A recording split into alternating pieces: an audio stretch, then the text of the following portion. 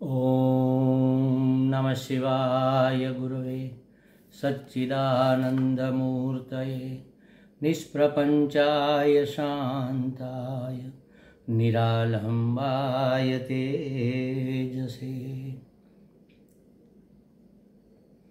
विश्वं दर्पण दृश्यमान नगरी तुल्यं निजान्तर्गतम् पश्यन्नात्मनि मायया बहिरिवोद्भूतं यथा निद्रया यत्साक्षात् कुरुते प्रबोधसमये स्वात्मानमेवाद्वयम्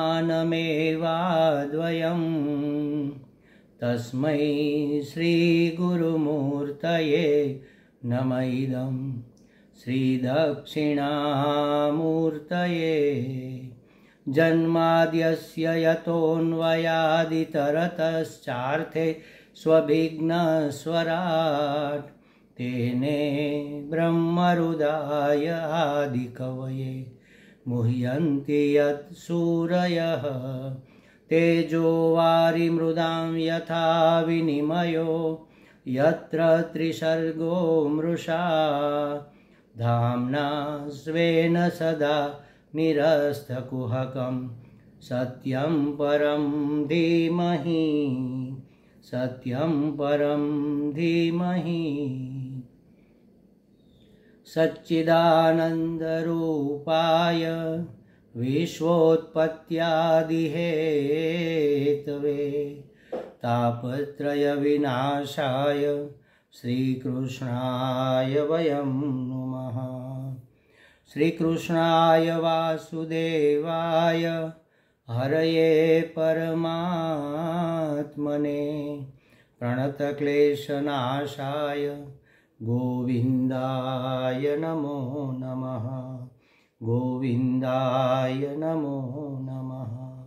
हरिः ओम श्री गुरुभ्यो नमः। हरिः ओम। हरि ओम प्रभु जी। आज के इस अध्यात्म परिषद में आप सबका स्वागत है। श्रीमद् भागवत जी का तीसरा स्कंद 25वां अध्याय चल रहा है। उसमें कपिल भगवान अपनी माता देवहूति को भक्ति का उपदेश, सांख्य शास्त्र का उपदेश करते हैं। उसके अंतर्गत भक्ति शास्त्र का, भक्ति के लक्षणों का उल्लेख करते हुए कहते हैं कि देवानां गुणलिंगानां आनुश्रविककर्मणां सत्व एवैकमनसः वृत्तिः स्वाभाविकी तु या अनिमित्ता भागवती भक्तिः सिद्धेर्गरीयसी जरायत्याशु या कोशं निगीर्णमनलो यथा। क्या कहा भगवान ने कि अपनी ज्ञानेंद्रियों को, अपनी कर्मेंद्रियों को और अपनी आंतर इंद्रियों को भगवानमय कर देना चाहिए और शास्त्र के अनुसार मन से, बुद्धि से, कर्मेंद्रियों से और ज्ञानेंद्रियों से जो भी व्यवहार होता है वह शास्त्रोक्त होना चाहिए, शास्त्र प्रतिसिद्ध नहीं होना चाहिए, शास्त्र विहित होना चाहिए, शास्त्र अनुमोदित और गुरु उपदिष्ट। शास्त्र में कहा है लेकिन हम जैसा शास्त्र में कहा है ऐसा करने लग जाए तो क्या दिक्कत है? दिक्कत यही है कि हमारी समझ कितनी, शास्त्र में कहा क्या होता है और हम समझते क्या है। इसलिए शास्त्र का सीधा सीधा उपदेश हमारे काम का नहीं होता ज्यादातर। जब गुरु उस शास्त्र में से चुन चुन कर हमारे उपयोग के लिए, हमारे काम की बातें अपनी भाषा में, सरल भाषा में जब समझाते हैं, उपदेश देते हैं, तब वह बातें हमारे काम की हो जाती है। जैसे सबसे ज्यादा और मूल स्रोत जल का समुद्र है। समुद्र में इतना जल है और सभी जल का प्रवाह समुद्र की ओर ही बहता जा रहा है, क्योंकि वही उसका मूल स्रोत है। तो समुद्र का जल हमारे खाने पीने या रसोई वसोई करने, नहाने में भी काम नहीं आ सकता। ऐसे खारे पानी से नहाएंगे तो खुजली होगी। नहाते तो है हम पवित्र समझकर, लेकिन इसके बाद स्वच्छ पानी से फिर स्नान कर लिया जाता है। तो समुद्र का अगाध पानी, अढळक पानी हमारे किसी काम का नहीं है, पीने या जीवन व्यापन के लिए कोई उपयोग का नहीं है। उसी पानी को जब बादल एकत्र करके बरसाते हैं और वह पानी जब नदी में बहता है, झरनों में बहता है, तालाब में इकट्ठा होता है, कुएं में भर जाता है, तब वह पीने लायक सुमधुर पानी हो जाता है और तब वह हमारे जीवन के लिए उपयोगी पानी हो जाता है। उसी तरह शास्त्र में लिखी हुई बातें हमारी समझ में, हमारे पाचन के योग्य नहीं होगी। जैसे समुद्र का जल हमारे पचने योग्य नहीं है, कोई अगर पिएगा तो उसको डायरिया हो जाएगा, उसकी पाचन प्रक्रिया खराब हो जाएगी। तो जैसे वो समुद्र का पानी हमें नहीं पचता, उसी तरह शास्त्र की बातें भी हमें पचाना बड़ा कठिन है। इसलिए शास्त्र की ही बातें जब गुरु उपदेश के रूप में हमें सुनाते हैं, उपदेश के रूप में हमें देते हैं, तो वह बातें हमारे काम की है। तो कहते हैं कि शास्त्र, श्रुति शास्त्र, ऐरे गैरे कोई शास्त्र की बात नहीं है यहाँ। शास्त्र का अर्थ ही है श्रुति शास्त्र। उपनिषदों का जो अंतिम उत्कृष्ट भाग है उसको वेदांत कहते हैं। और वेदांतो नाम प्रमाण, वेदांत ही प्रमाण है हर एक बात में। तो उसके अनुसार, शास्त्र के अनुसार सद्गुरु हमें जो उपदेश देता है, शास्त्र अनुमोदित और सद्गुरु उपदिष्ट जो बातें हैं, उसका हमें अमल करना चाहिए। क्या होगा इस प्रकार की बातों का अमल करने से? मनमानी करने से क्या फर्क पड़ता है? हमारे मन में तो होता है कि हम ये करें और गुरुजी कहते कि नहीं, ये नहीं करो, वो करो, तो हमारे मन की तो होती नहीं, तो कहाँ प्रसन्नता रहेगी? तो कहा कि शास्त्रोक्त उपदेशों को जब गुरुजी हमें प्रदान करते हैं और उसका हम जब अनुमोदन करते हैं, पालन करते हैं, तब मन में एकाग्रता आती है। मन का सबसे बड़ा अगर दोष है तो वह है अनेकाग्रता, माने चंचलता, अस्थिरता। मन कहीं टिकता ही नहीं, किसी बात में, किसी विषय में भी नहीं टिकता। एक विषय से दूसरे, दूसरे से तीसरे छलांगे मारता रहता है। अब भगवान के चरणों में उसको कैसे टिकाए? तो कहता है कि ऐसा करने से शास्त्र अनुमोदित गुरु उपदिष्ट बातों को जीवन में लाने से एकाग्रता आती है। 4 बातें होती है। एक तो मन की एकाग्रता बढ़ती है, दूसरी श्रद्धा दृढ़ होती है, ईश्वर और ईश्वर की योजना के ऊपर हमारी श्रद्धा दृढ़ होती है, ईश्वर के अनुग्रह के ऊपर हमारी श्रद्धा दृढ़ होती है। मन की एकाग्रता आती है और बुद्धि में श्रद्धा बढ़ती है, क्योंकि जब तक सत्य का साक्षात्कार नहीं हो जाता बुद्धि से, तब तक बुद्धि को कोई आलम्बन चाहिए। बुद्धि अपने मार्ग पर टिकेगी कैसे?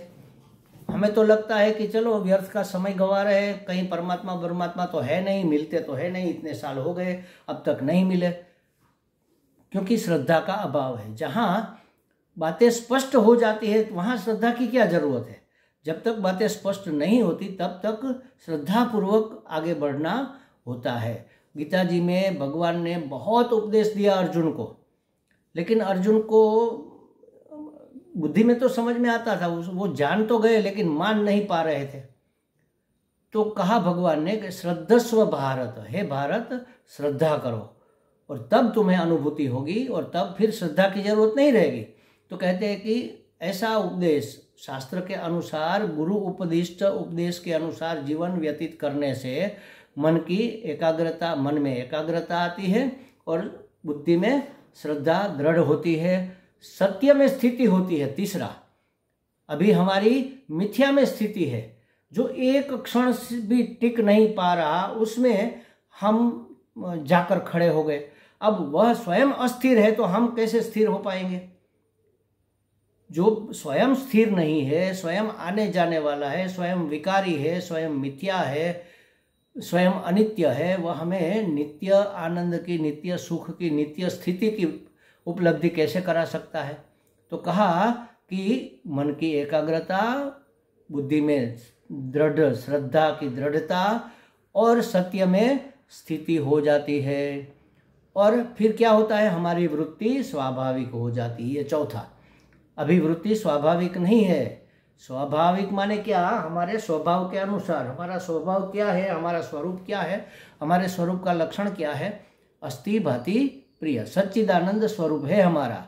तो सत्य चित्त आनंद में हमारी वृत्ति स्थिर हो जाती है, स्वाभाविक हो जाती है, माने उसमें वृत्ति रम जाती है।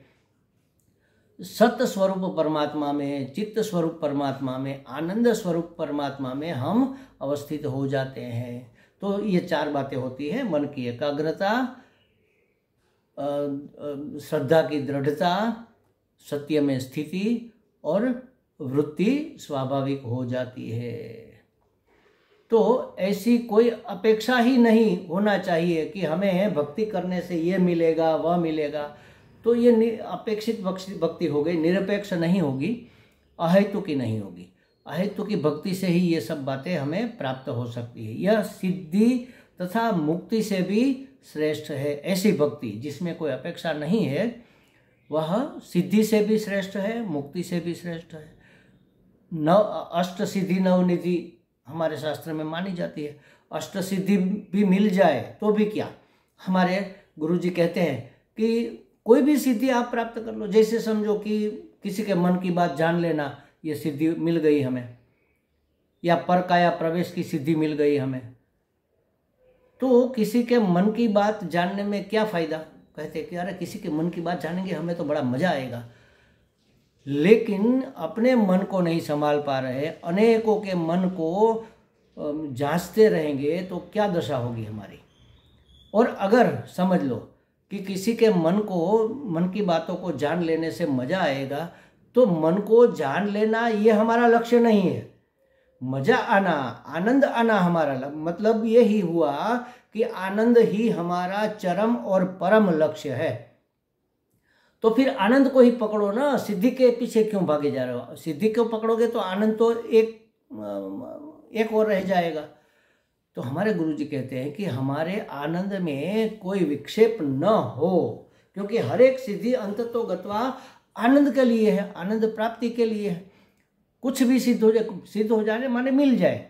समझो कि हमें एक उदाहरण हमें याद है, कोई एक पहले यहाँ दान चोरी होती थी, तस्करी सोने की, विदेश से सोना लाकर इंडिया में घुसा दिया जाता था और बेचकर उसके बहुत सारे दाम मिल जाया करते थे। सस्ता सोना मिलता था फॉरेन में, दुबई वगैरह में, और इंडिया में उसके बहुत ज़्यादा दाम आते थे।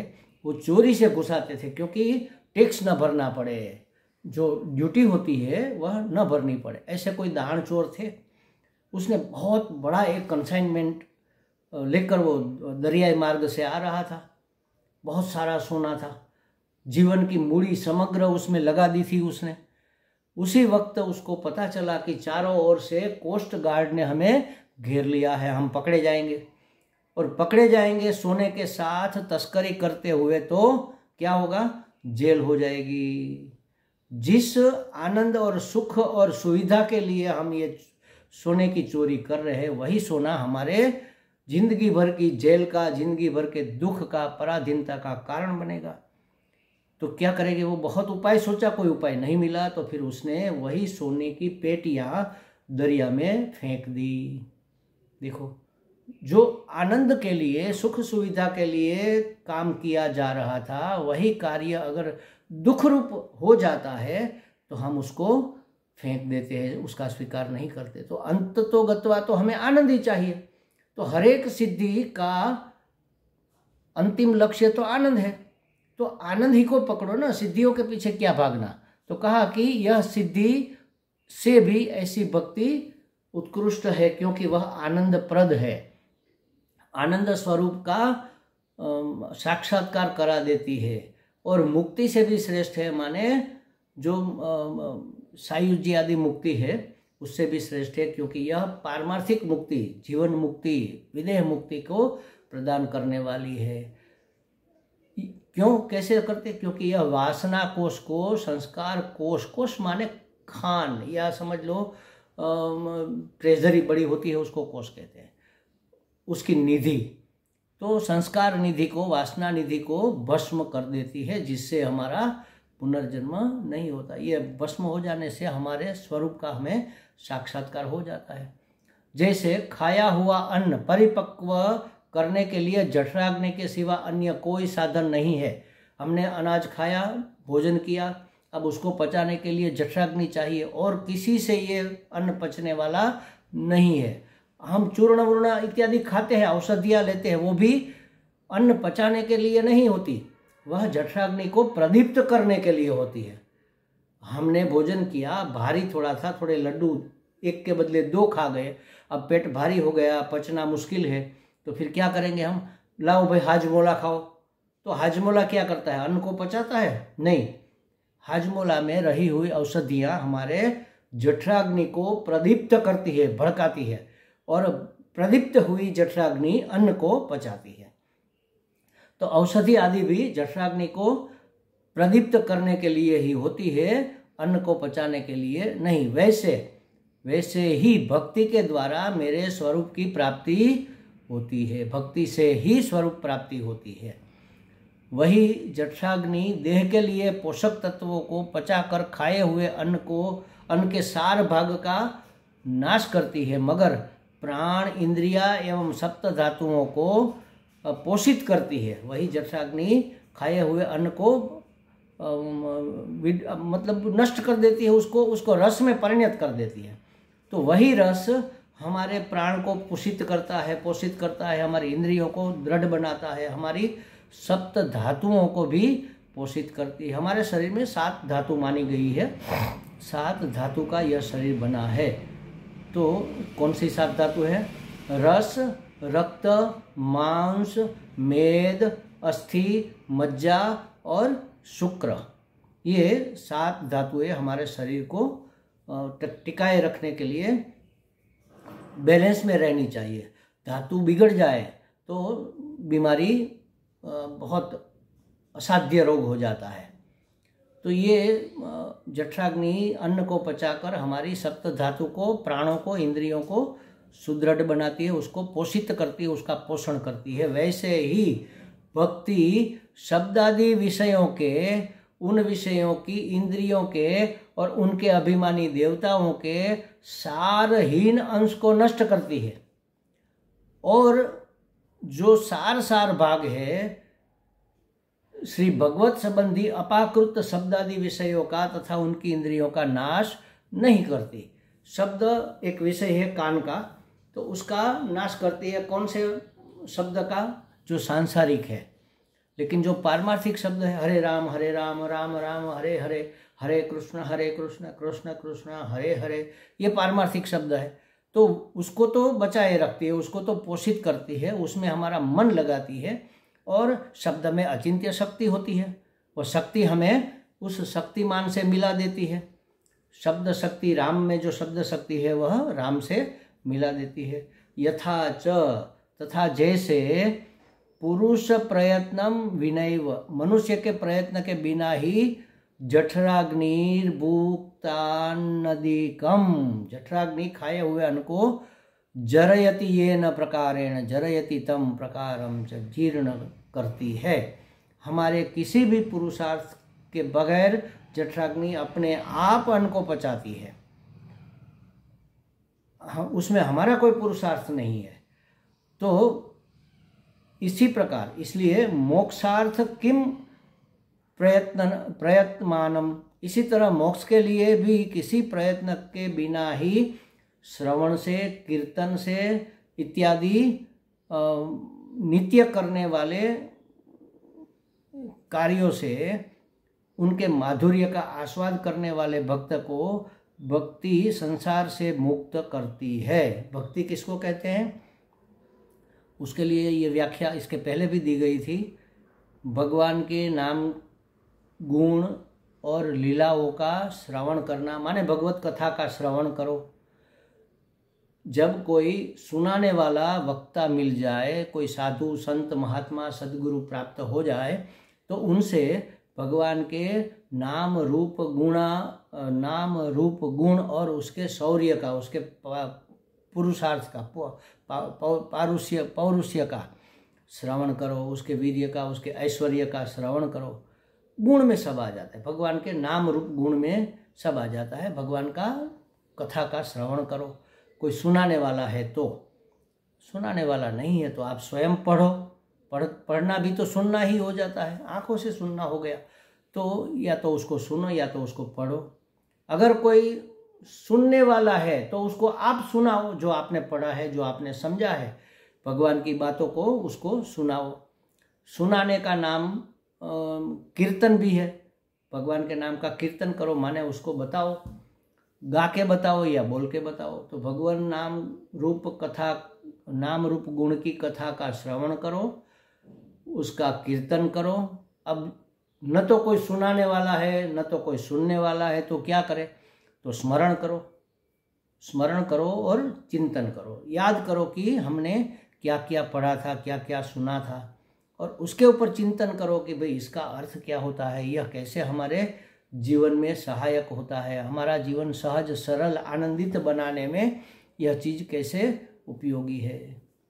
हमने तो एक माता जी को कहा था, उसने कहा कि स्वामी जी हम तो ज़्यादा समझदार नहीं है, पढ़े लिखे भी नहीं है, हमारी मुक्ति का क्या उपाय है? हमने कहा 2 उपाय कर लो आप, और दोनों बहुत आसान है।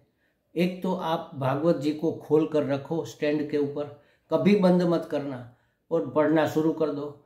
थोड़ा बहुत पढ़ा, 1 पन्ना 2 पन्ना 3 पन्ना, जितना आपके पास समय है पढ़ो।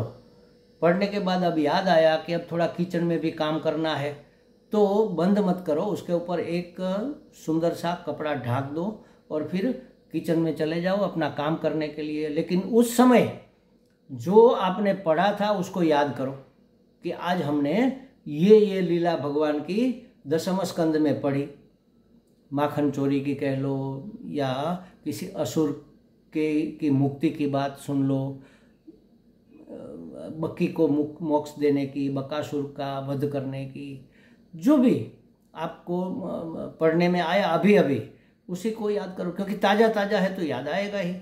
याद करते करते फिर उसके ऊपर चिंतन भी करो कि इसका क्या मतलब है।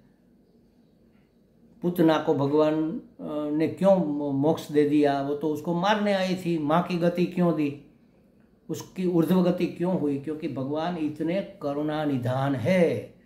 उसको मारने वाले उस बाल घातिनी जो है, ऐसी निकृष्ट से निकृष्ट जीवात्मा को भी भगवान ऊर्ध्व गति देते हैं, तो हमें तो देंगे ही देंगे। इसका मतलब यही है कि हमें डरने की, घबराने की, अविश्वास करने की आवश्यकता नहीं है। बस ऐसा चिंतन करो, पहले स्मरण करो फिर चिंतन करो। अगर उस विषय के बारे में हमारे शास्त्र में, हमारे समाज में, लोक कला में तो कई गीत भी ऐसे भरे पड़े हैं जिसमें ये सब बातें गूंथी हुई होती है। ऐसा अगर कोई गीत आपको याद आ जाए तो उसको गुनगुनाओ, और उस समय अगर कोई आपको मिलने आ जाए तो काम करते करते उसको ये बातें सुनाओ कि आज हमने भागवत जी में ये पढ़ा, कितनी सुंदर बातें हैं, और ये भी हो गया। अब आप बैठना नहीं चाहती, बैठ बैठे थक गई है, बड़ी उम्र वाली है, कमर में पीठ में दर्द हो रहा है, तो लेट जाओ, लेटे लेटे भगवान नाम का स्मरण करो। दूसरा काम ये, राम राम राम राम राम, कृष्ण कृष्ण कृष्ण कृष्ण कृष्ण, जो भी आपका इष्ट देव है, जो भी आपका गुरु मंत्र है,